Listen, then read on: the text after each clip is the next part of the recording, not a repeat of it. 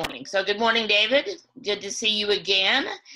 We are recording some author talk shorts today, and we're very excited to have Dr. Schein back again. And Amy, if you'll make sure this recording goes live on Facebook on Friday, I want to announce that Dr. Schein, David Schein, will be our guest on Author Talk this Monday, which will be what's the date on Monday? 30th, March 30th. So Monday, March 30th, our guest will be Dr. David Schein. And we'll talk about a lot of stuff going on. We'll have more time then. And also be talking about his book, The Decline of America, 100 Years of Leadership Failures. So that's what we're going to talk about for this call. David, is your book, Decline of America. And you've looked at how many presidents?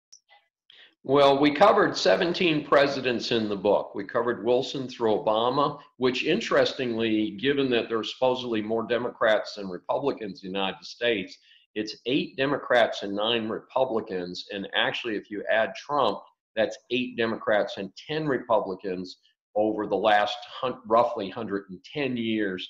The book, we used a round number of 100, although the book actually covers 104 years, and we're now up in a window for where I've been asked to present over 108 years roughly.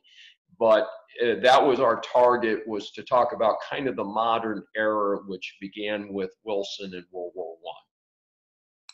So in one of our other conversations, we talked about who would be a good president today, or who would you like to see as president today during this coronavirus pandemic and all of that.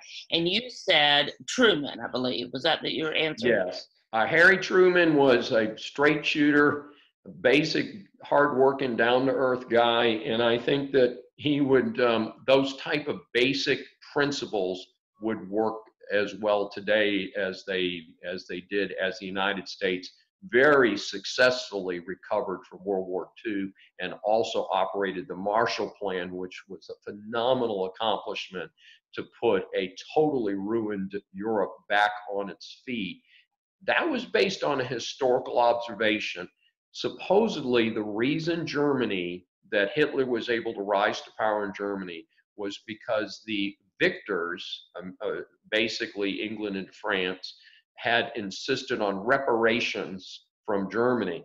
And they basically kept Germany broke, and with people broke and not having enough money and food and having an unsuccessful economy, it created circumstances for Hitler to organize the German people. Of course, he focused that anger, ridiculously on the Jewish people, but he also focused it on England and France, who, of course, were later brutally attacked by Hitler.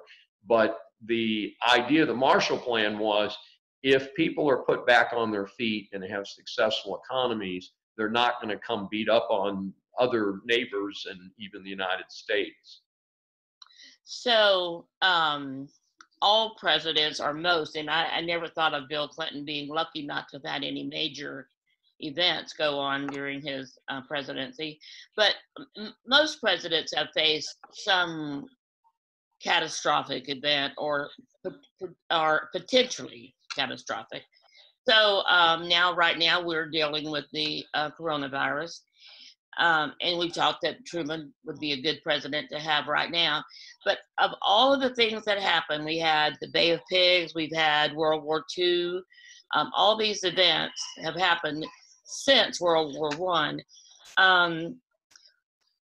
Which one of those do you think required the most out of the president, I guess? Gosh, I'd say that's a tough call. I can tell you that probably the more defining event of the last 110 years would be World War I, World War II, and the decision that Truman made, not Roosevelt. Roosevelt had already died, in the arms of his lover, not his wife, which is not reported very often. But yeah, Roosevelt was a piece of work, by the way. And but Truman was the one who made the decision to drop the A bomb. And of course, 2 were dropped. That decision remains controversial today. In my book, I don't come out one way or another and say whether it was a great decision or not.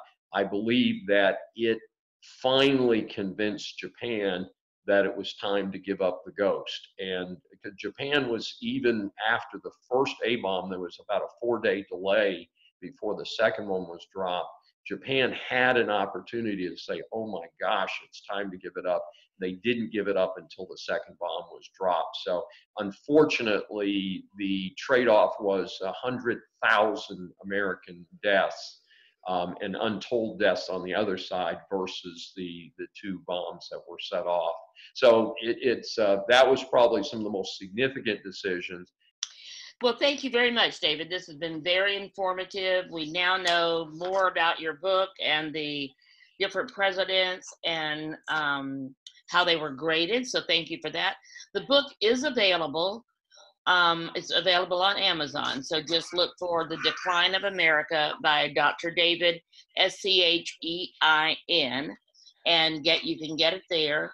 Also, David is available. We're in Houston. David is available to speak for various organizations, and he has done a lot of work with different civic groups. He is a professor at the University of St. Thomas here in Houston, so he has a lot of topics. If you're interested in him coming to speak to your networking group, to your civic group, or to your organization, feel free to get in touch with him or with me. We'd love to introduce him to you. He could speak now through Zoom or other video conferencing resources, and he'll be available to come in person once we are past this pandemic that we're experiencing right now. So thank you for joining us. Thank you, David, for being here. Elena and Amy, thanks for being here, and Rachel. And so we will see you again next time for another Author Talk Short. Thank you, Sandy.